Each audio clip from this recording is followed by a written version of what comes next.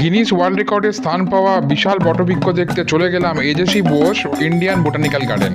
ভেতরে ঢুকে কিছুটা এগিয়ে অদ্ভুত আকারে তালগাছ দেখে অবাক হয়ে গেলাম। তারপর নেচার ট্রেলের ভেতরে ঢুকে মনে হচ্ছিল যেন অ্যামাজনের জঙ্গলে জঙ্গল সাফারি করতে এসেছি। সামনে বিপদ আছে ভেবেও অজানা পথ দিয়ে সামনে এগিয়ে চললাম। কিছুটা এগিয়েই আমার মনে হলো আমি যেন মেঘালয় চলে এসেছি। সামনেই পেয়ে গেলাম একটা ঝিলের ওপরে কাঠের সেতু। যেন মনে হচ্ছিল মেঘালয় আমি কোনো কাঠের সেতুকে পার করছি। সেখান থেকে বেরিয়ে সামনে পেয়ে গেলাম ব্রাইনিয়া অ্যাভিনিউ, যেখানে বিভিন্ন রকমের ওষুধের গাছ রাস্তার চারিদিকে লাগানো আছে। আর তারপরেই দেখতে পেয়ে গেলাম সেই বিশাল বটবৃক্ষ, যেটার নাম গিনিস বুক অফ ওয়ার্ল্ড রেকর্ডে আছে, আর যেটা কোনো মতেই আমার ক্যামেরার লেন্স ধরছিল না। আর তার ভেতরে ঢুকেই আমি খুঁজতে লাগলাম অজস্র মূল কাণ্ডের মধ্যে আসল কাণ্ডটা, কিন্তু সেটাতেও আমি ব্যর্থ হয়ে গেলাম।